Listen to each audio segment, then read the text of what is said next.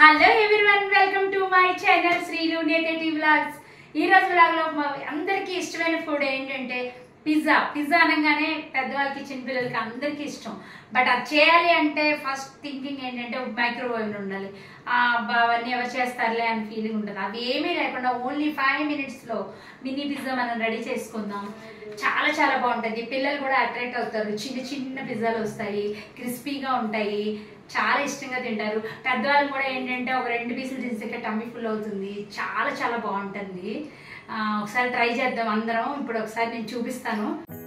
2 కప్పులు sweet corn boil చేసుకొని ఒక మిక్సింగ్ బౌల్లో 2 కప్పులు యాడ్ చేసుకొని దానికి చీజ్ తురుము పెట్టుకొని ఉంచుకుంటామండి. దాన్ని 1 కప్పు అది యాడ్ చేసుకుందాం. చేసుకొని సాల్ట్ తగినంత, చిల్లీ ఫ్లేక్స్, మనకి ప్యాకెట్స్ దొరుకుతాయి మార్కెట్లో, చిల్లీ ఫ్లేక్స్, ఓరిగానో ప్యాకెట్స్. ఆ ప్యాకెట్స్ తెచ్చుకొని అది వేసుకుంటే బాగుంటుంది. అవి బాగా కలుపుకుంటాం. ఈ మిశ్రమాన్ని రెడీ చేసుకొని పక్కన పెట్టుకుంటాము. పెట్టుకొని ఒక బ్రెడ్ తీసుకుంటాం. బ్రెడ్ స్లైస్ పెద్దవైనా తీసుకోవచ్చు, చిన్నవైనా తీసుకోవచ్చు, అది మీ ఇష్టం.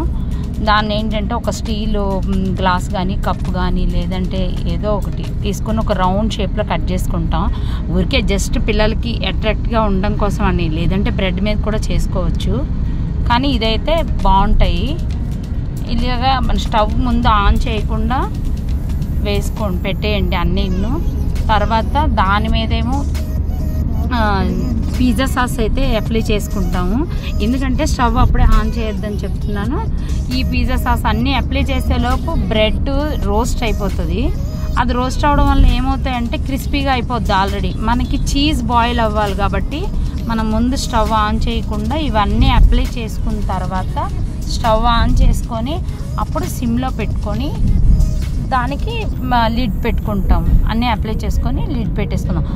అన్నీ అప్లై చేసుకున్న తర్వాత పైన లైట్గా చీజ్ అయితే వేయండి. వేస్తే పైన చీజ్ బాగా ఇప్పుడు పిక్లో చూపిస్తున్నట్టుగా చీజ్ బాగా బాయిల్ అయ్యి పైకి వస్తుంది. అది మనం తింటున్నప్పుడు ఏంటంటే మనం పిజ్జా తినే ఆ ఫీల్ ఉంటుంది. చీజ్ బాగా ఇలా ఓపెన్ చేస్తారు కల్లా ఇలా వస్తూ ఉంటుంది, బాగుంటుంది. ఇప్పుడు చూడండి పిక్లో చూపిస్తున్నట్లు ఎలా వచ్చిందో, క్రేజీ ఉంది అసలు. తింటే మాత్రం చాలా క్రిస్పీగా చాలా బాగుంటుంది. టెంప్టింగ్గా ఉన్నది చూడడానికే కదా, కలరు, చీజు. నిన్ను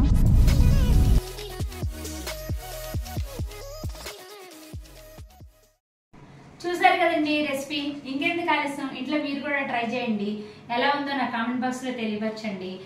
తర్వాత నెక్స్ట్ ఏమో నేను షార్ట్స్ అన్ని చిన్న చిన్నవన్నీ చేసి పెడుతున్నా. అవి ఏంటంటే రాగి ఇడ్లీ సంథింగ్ అలా హెల్దీ రెసిపీస్ అన్ని పెడుతున్నా. ఒకసారి చూడండి, చూసి లైక్ చేయండి. ఇంకా మీరు కూడా ఏమైనా సజెషన్స్ నాకు ఇవ్వాలంటే ఒకసారి చెప్తే నేను మళ్ళీ ట్రై చేస్తాను. అవి కూడాను. కొంతమంది అయితే చూసి వదిలేస్తున్నారు.